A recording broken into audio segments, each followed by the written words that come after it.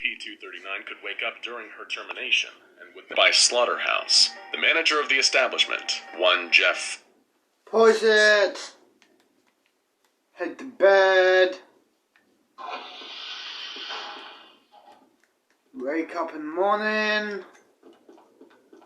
Another day at the Foundation.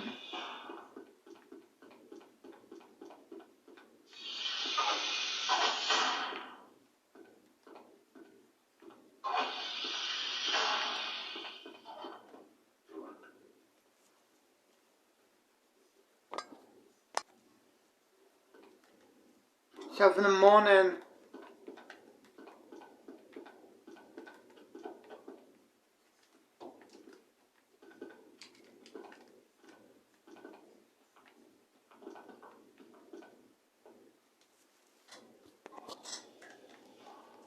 the morning.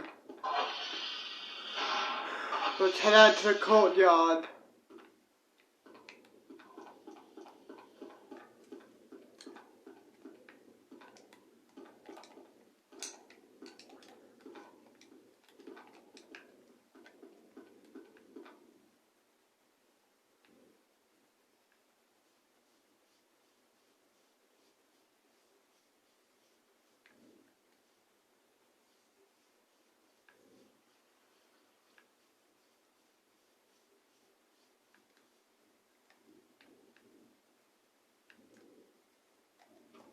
Smoke some weed for the But if they guy. made 1 million sacrifices to the violence-loving entity, it would bring about the end of the world. However, they also believe that only sacrifices committed via strangulation would count towards their million-soul total. The Foundation amassed a small invasion force to infiltrate and take down their mountainside fortress from within. Naturally, they were met with considerable violent resistance, which sadly caused the death of Agent Ramachandran, the very reason we were able to locate the Daughter of Shadows in the first place. But in the end, the Foundation prevailed. The Thuggies were either slaughtered or repelled, and the Foundation operatives discovered SCP-029 within the temple, along with a huge number of corpses believed to be the cult's prior victims. Given how dark it was inside the temple, the Daughter of Shadows was a formidable level of power. She killed and brainwashed several of the agents who attempted to contain her, but was eventually subdued and transported back to the nearest secure containment site. One of the most infamous incidents that SCP-029 is associated with happened around 7 years after her capture. The level of dark pigmentation on her skin was beginning to increase, prompting concern among researchers. When they asked her what was happening, she simply said that her followers were on the move again, prompting concern that 029's Thuggy cult was due for another resurgence. Knowing how dangerous this cult could be, the SCP Foundation decided that drastic action would be needed to deal with them this time.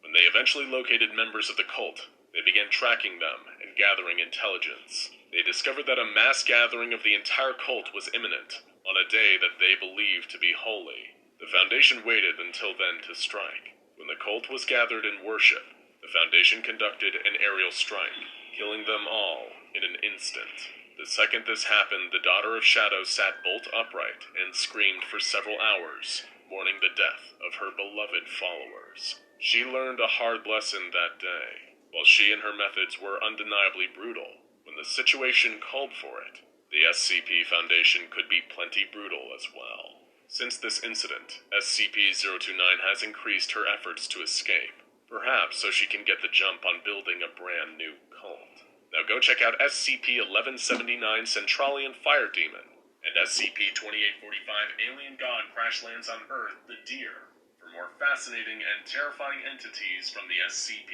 Foundation.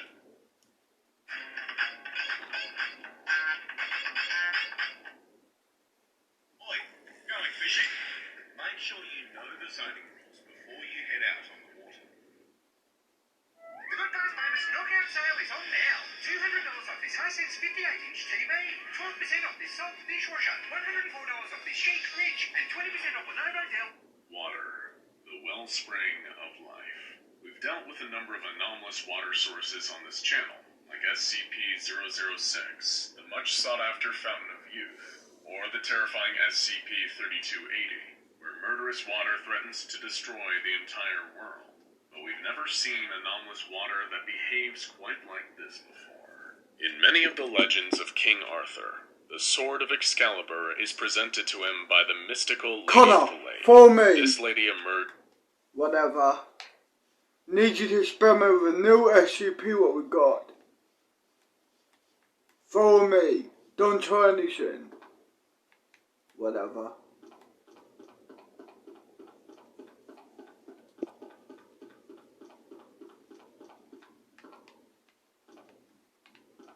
It better not be 682.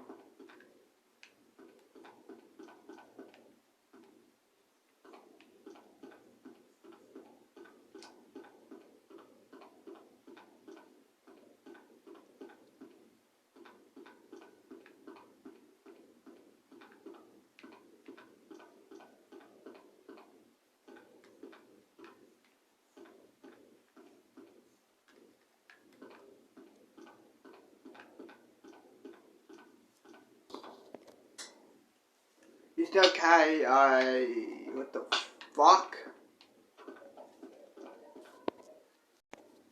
Is it okay if I would join before I go in? Sure, go ahead. Thanks.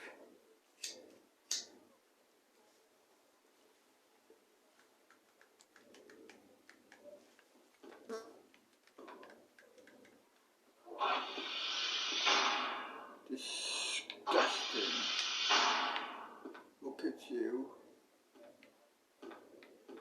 Go to hell, bitch.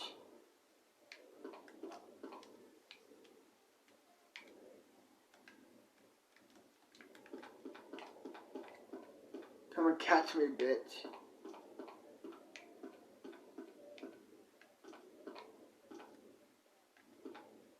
Come on, you dog. Shit.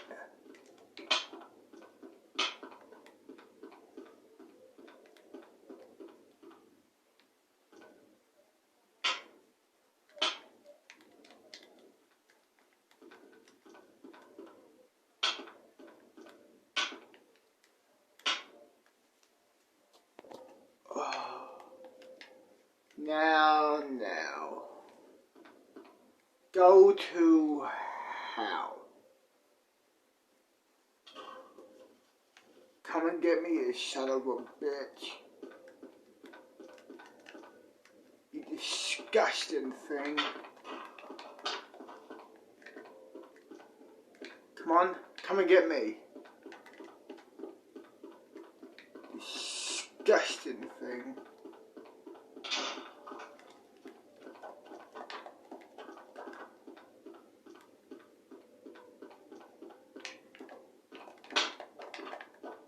Come and get me, bitch.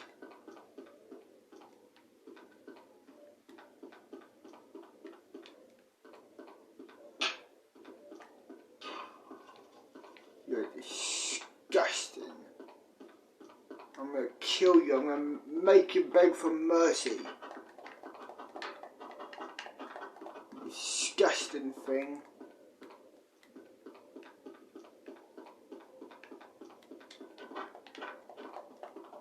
Come and get me.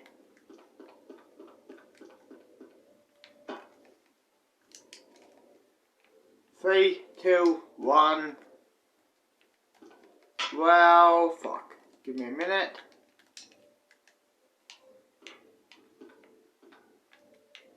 I'll be right back when I'm done. You disgusting thing.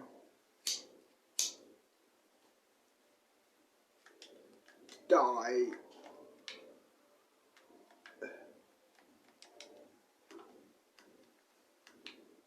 Go freeze yourself.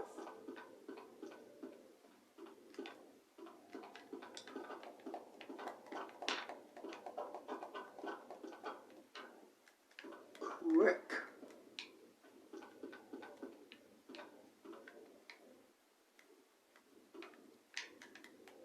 Shit.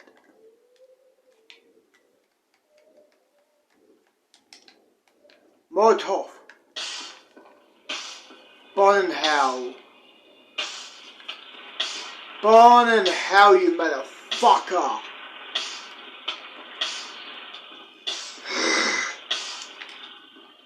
spawn in hell, you motherfucker.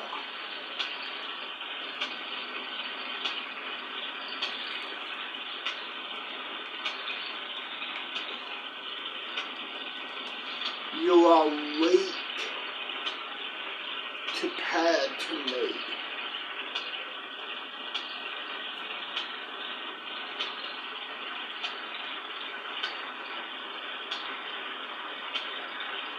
Die already, you scum. Just die like that. Die.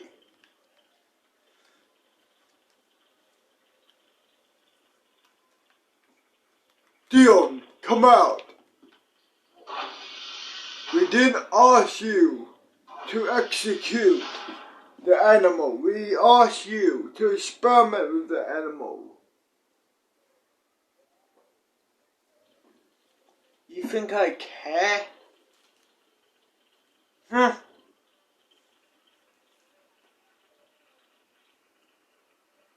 Bring him back to life. We didn't ask you to get rid of the fucking animal. We asked you. And why should I bring him back to life? He's just a stupid animal.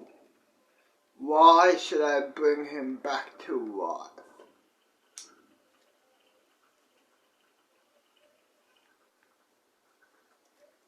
If you don't do it, we'll take away your Xbox and stuff. Whatever. I'll bring him back to life. Let's see here.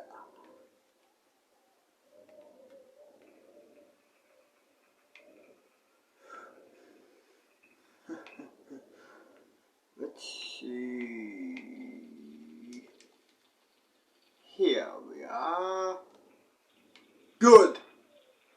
Now go to the courtyard. We'll handle it from here. Whatever.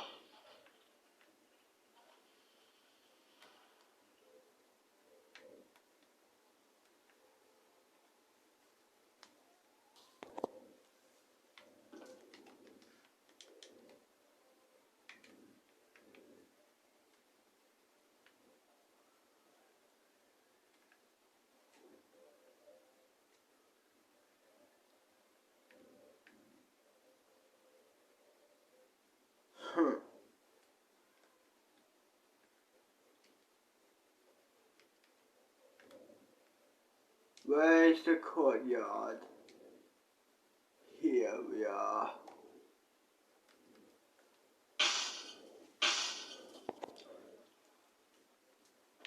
Let's go tell. Here, buddy.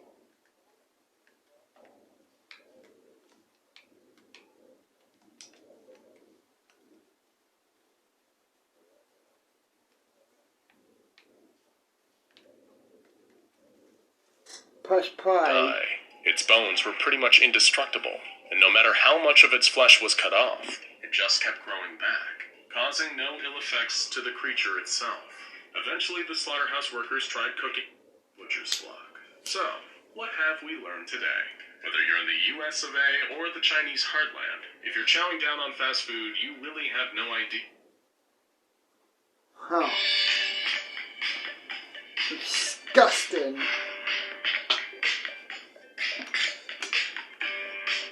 The hawkfish is a brightly colored, orange-spotted coral reef-dwelling fish with an incredible reproductive talent. Hawkfish may begin their lives as females, but when there are too many female hawkfish in their habitat, they have the ability to turn into males of the same species. This allows the new male hawkfish to take on some of the reproductive burden, allowing the females more mating options. Not only can the hawkfish change its sex, it can also change it back.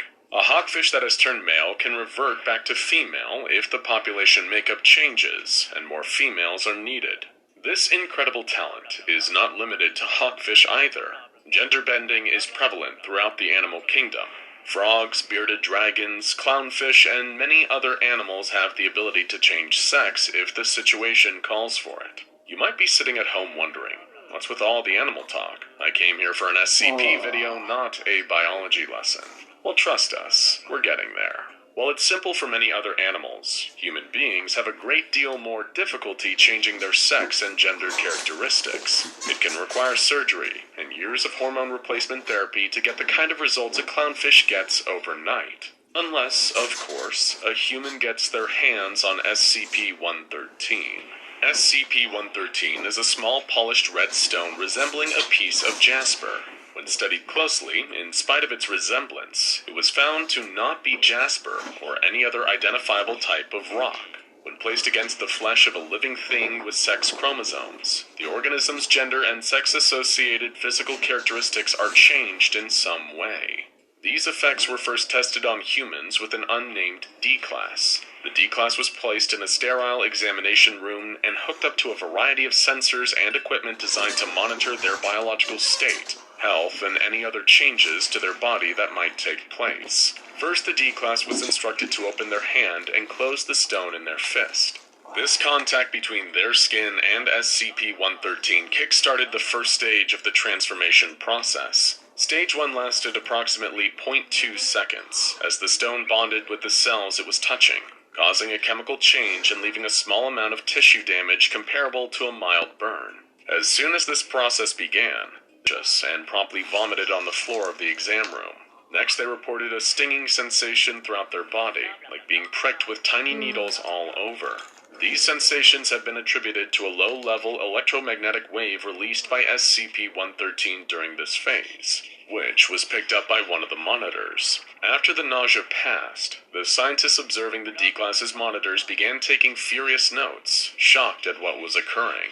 Though the modality of it was unclear, the subject's cellular makeup was beginning to change. Some of their cells were registering as non-human, and others were registering as human stem cells. At this point, the D-class began to scream in agony.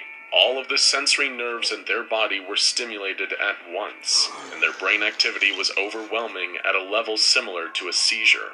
Finally, once the screaming stopped and the D-class had gone still, the rock came loose from their hand and clattered to the floor. After this, a full physical was performed, and the D-class was determined to have undergone dramatic physical changes, all of their primary and secondary sexual characteristics altered permanently. While SCP-113's effect on humans with binary gender identities, male and female, have been studied, it is still difficult to determine the sort of impact that the stone might have on someone with a non-binary gender identity, or if the stone in fact takes gender identity into account at all. There is some evidence that the stone is impacted by gender identity, though this is not always consistent. While SCP-113 alters the physiology of the test subject, it has no impact on the mind. The subject's gender identity remains the same before and after testing with the stone. In the case of one intersex individual who was exposed to the stone, their secondary and primary sex characteristics changed to those that would be more affirming to the individual's gender identity. However, as this is still very inconsistent and unpredictable, not to mention possibly accompanied by side effects that have not been determined yet, SCP-113 should not be considered a safe or viable alternative to gender confirmation surgery for transgender individuals who might be seeking it. Further research is required on the subject. Ordinarily, it is standard scientific practice to test on animals before testing on humans. However, the SCP Foundation isn't exactly known for its standard research practices. After sufficient human trials have been conducted, the Foundation researchers studying SCP-113 decided to test its effects on other non-human organisms. There was a great deal of curiosity about how it might impact various animals, especially those whose sexual dimorphism, or indeed entire relationship to sex and gender, is fundamentally different from that of humans. With standard cats, rats, and dogs, the impact was essentially the same as that on humans. First, the stone binds to the skin. Then it emits an electromagnetic wave, causing some nausea and vomiting. Next, the sensory nerves are stimulated for 20 seconds as the cells become altered. Finally, the stone falls away from the skin, and the transformation has been completed. Interesting at first, but after the 20th rat, it starts to become a little mundane. However, exposure of certain other species to SCP-113 resulted in some unusual effects. When a number of Komodo dragons were exposed to SCP-113, their chromosomes changed from ZWZZ to WW, resulting in the eventual deaths of the reptiles. When nematodes, which are either male or hermaphroditic, were exposed, no males were produced during the experiment. Male nematodes changed and became hermaphroditic, and the hermaphroditic specimens were completely unaffected as far as the researchers could tell. Earthworms that were exposed to the stone were not transformed at all, and the transformation process stopped during stage 2 every single time. Several of the previously mentioned animals were used as test subjects as well, in order to determine what effect the stone would have on a creature that already naturally changes its sex characteristics. Clownfish exposed to the stone experienced no change to their sex characteristics, but bizarrely did change color from white and orange to a vivid blue. No adverse effects were identified. Bearded dragons exposed to SCP-113 spontaneously began to lay eggs, which were immediately retrieved and placed into incubators for observation. Once hatched, the eggs contained ordinary baby bearded dragons that seemed to have no altered physiology or residual effects from the stone. The hawkfish exposed to the stone simply transformed the same way they would in the wild, from female to male, just at a faster rate than they would under natural circumstances. The rest of the animals tested had the same result as the earthworm. The stone simply disengaged from the test subject during stage 2 of the transformation, as if it was giving up. As SCP-113 is classified as safe and only impacts those who deliberately come into physical contact with it, its containment procedures are relatively simple. The stone is kept in standard storage at Site-23 and may be handled with laboratory gloves. No living being is permitted to be exposed to SCP-113 unless it has been officially approved. If exposed to SCP-113, personnel must be kept under medical observation for 7 days in order to study its impact and make sure no unexpected adverse effects are present. After conducting a variety of animal trials, the research team assigned to SCP-113 became curious yet again about its impact on human test subjects. Not on new subjects, but those that had already been transformed by SCP-113 in one way or another. They wanted to determine what would happen to someone who was re-exposed to the stone. Would it reverse its own effects, essentially turning them back to the person they were before the experiment? Would it transform them further? Would it harm them? Today you're about to become richer than you ever imagined. I'm talking big money, life-changing money. The experiment? Would it transform them further? Would it harm them? In an attempt to find out, several of the original D-Class personnel used in 113's human trials were brought back for another round of experimentation, as well as a new D-Class to test the effects of immediate re-exposure. First, the D-Class who had never been exposed to SCP-113 had the stone placed on his bare arm. Immediately it attached to able to function as normal, and still works at the Foundation to this day. Even when exposure is spaced out, the more times a person comes into contact with SCP-113, the stranger the effects get. The details have been expunged from the official Foundation file, but there are rumors that one test subject after their 5th exposure to SCP-113 transformed into something completely inhuman and possibly deadly. Like I said, the details have been removed from the file, but word gets around, especially words like claws and acid tentacles. Those could just be rumors, but who knows? Biology is full of mysteries, and there is still so much we do not understand about the natural world, and the ways in which living things can transform for better or for much worse. Perhaps some mysteries, especially the mystery of SCP-113, are better left alone. Now go check out SCP. Welcome to Google TV, where you don't have to switch between streaming services. Welcome to a new way to stream, Google TV, now available on Sony Smart TVs. Getting to net zero means change. It means working together with our customers to meet their growing demand for cleaner energy. Discover more about Shell's climate target. It was 1948 in Villa Blanca, Guatemala. As night fell, 2 young boys, Carlos and Miguel, played a game of soccer in the street. It was a quiet town full of humble, hard-working people, and they were about to come face to face with a monster. Typically, when something like this happened, you'd know exactly who to call. The SCP Foundation. Problem is, while these days we can generally depend on the hard-working agents and researchers of the Foundation to save us from any anomalous supernatural threats with their tactics, expertise, and equipment, it wasn't always this way. There was a time before the SCP Foundation became the titan of anomaly combating prowess it is today, and it's that time that we're focusing on today. It all comes back to a strange and violent creature wandering the darkened streets of Guatemala, or as Dr. Charles Ogden Gears proposed, we call it SCP-001, the prototype. SCP-001 is a topic that we've covered in a number of videos, but even then we can never quite capture the full scope of this wily designation. What is SCP-001 is probably one of the most loaded questions you can possibly ask a member of the SCP Foundation, and it may be your last, as the majority of the files under the SCP-001 umbrella are highly classified for pretty much everyone under Level 5 clearance. 001 covers a large number of potentially anomalous items, entities, and concepts, from the dreaded Scarlet King to the awe-inspiring Gate Guardian, to the very SCP Foundation itself, through the eyes of the charmingly incompetent Unusual Incidents Unit of the FBI. Perhaps they're all real.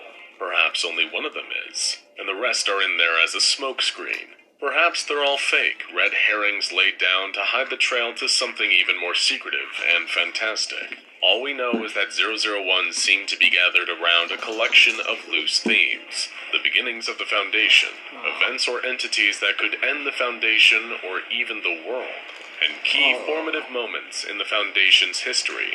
Dr. Gear's proposal for SCP-001 lies firmly in the latter camp, and if you keep watching and listening closely, you'll see exactly why. Back to Carlos and Miguel, the pair of 11-year-olds playing football on the quiet back streets of Villa Blanca. They were kicking the ball back and forth when they heard a strange screeching noise in the distance. At first they thought it was some kind of injured bird, squawking desperately for help. Being good kids, they didn't waste a second running into the action, heading further into the outskirts of town. However, the creature they encountered on that rural road was certainly no bird. When they first saw it hunched over a few meters in front of them, they thought it must have been a horribly injured man. He was deadly thin, with gray-brown skin that looked either bruised or burned. It was twitching and weeping, its chest heaving in heavy labored pants. Its limbs were jerking wildly, as though the creature was being electrocuted. "Hey, mister, are you okay?" Carlos called out in Spanish. In that moment, what they had wrongly thought was a man just froze up, finally registering their presence. Immediately, the two boys knew something was wrong, as the creature slowly rose to its full height, well over 6 feet, towering over the two of them, even at a distance. They noticed something was wrong with its limbs. They were too long, well out of proportion with its human-sized torso. It didn't have hands and feet, at least not in the way that humans do. Instead, its slender ankles terminated in long black spikes, and its wrists each split off into 3 equally black claws. But worst of all was its face, if you could even call what that monster had a face. Its head was split in the middle by a huge mouth. At first, its gnarly lips were pursed, but they soon slid open with a low, rumbling roar. The boys could feel their knees shaking as they saw the monster's mouth full of long, rotten fangs. Something started sliding up the dark passage of the monster's throat. A translucent, milky blue sphere. Was that thing an eye? It made the two boys feel sick to even look at it. That's when the eye started to glow, and the space around the monster began to shimmer slightly, like some kind of terrible sorcery. As the two boys felt a strange force pulling at them, trying to tug them into the creature's embrace, they were suddenly jogged from their frightened paralysis and decided to finally make a run for it. There was no doubt about what had just happened. They'd encountered a demon in the flesh, intent on taking their souls straight to hell. When the two of them told their parents, they were met at first with disbelief. Two young boys saw something that frightened them in the dark, perhaps an animal, if anything at all, and they'd let their imaginations run wild. It was typical of children. However, things didn't seem quite so simple when more sightings started popping up. People all across the town of Villa Blanca started seeing this monster, all with matching descriptions. A huge, emaciated beast with a mouth for a face, its glowing blue eye nested inside. The natural excuses circulated at first. Perhaps the creature was a local prankster in a costume. This would be comforting to believe, but how many pranksters in costumes can completely disappear before your very eyes? The monster's eye would glow, and just like that, it would simply vanish. As fear and paranoia began spreading through the town, people suggested that perhaps it was a case of mass hysteria, fear and panic taking over rationality. But by this point, things had gotten worse. Carlos and Miguel, the two boys who'd first discovered the demon on the back road, had become sick. They were experiencing severe nausea, vomiting, headaches, and diarrhea. Their bodies weakened. Lesions began developing on their skin. As their conditions deteriorated, and it seemed as though nobody was capable of treating them, a rumor spread that the monster was somehow inducing this sickness. The town doctor didn't have the expertise to diagnose it, but the boys were suffering from acute radiation sickness, and they wouldn't be the only ones. Many of the people who'd reported sightings and close encounters with the monster started coming down with severe radiation sickness. To the townspeople, it just seemed to be a demon spreading some invisible plague among them. But the horrors wouldn't stop there. It seemed that this demon also liked to take a more direct approach to harming the townsfolk, because not long after the sickness broke out, people started disappearing. There were never any bodies. The most that would ever be found were tattered items of clothing left at the site of the disappearances, or blood smeared across the walls or ground. Before they knew it, 7 of their people were gone. It seemed that, for all intents and purposes, God had abandoned them. They were playthings of the demon now. Thankfully for the townsfolk who weren't yet irradiated or vanished, an organization was forming, one that might be their only chance at salvation. Someday in the future, it would become known as the SCP Foundation, but it had a lot to learn before it got there.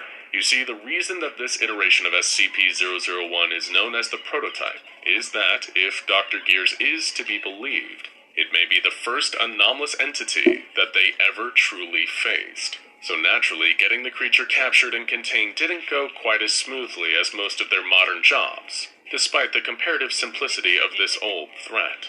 General Machoy, an ex-military operator that became part of what we'll once again call the precursors to the Foundation, led a research and recovery team into Villa Blanca to hunt down and retrieve the beast that had been causing all this misery and death among the townsfolk. However, this proved to be easier said than done. Let's get ready for the moment we all begin to move again. Now is the time. Are you ready?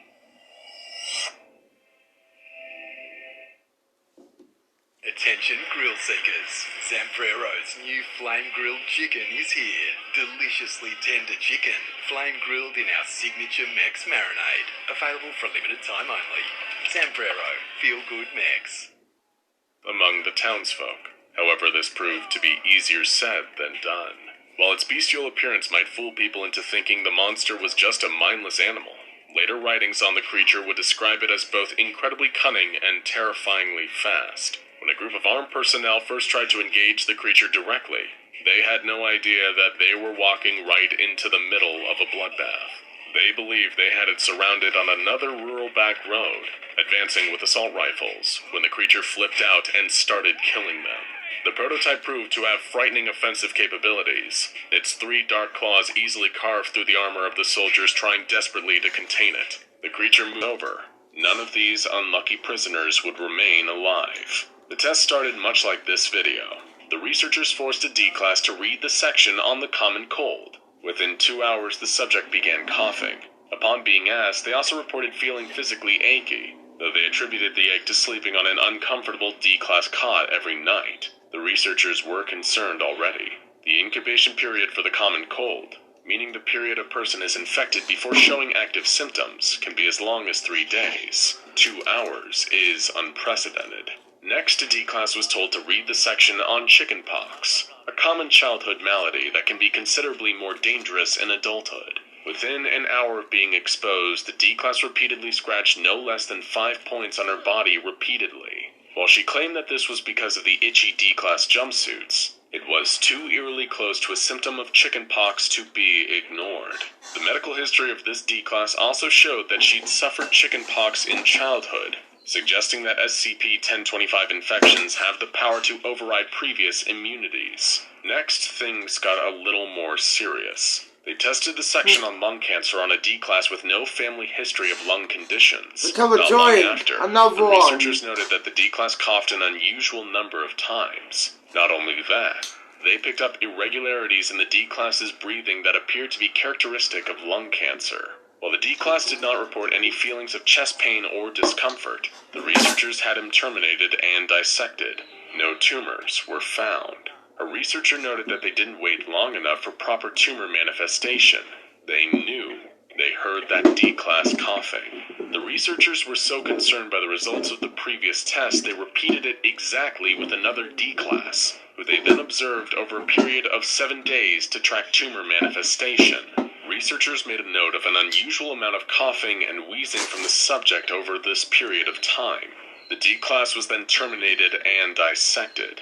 But surprise, surprise, no tumors. Researchers began to consider the frightening possibility that signs of SCP-1025-induced illnesses disappear after the victims die, meaning that a pandemic started by SCP-1025 would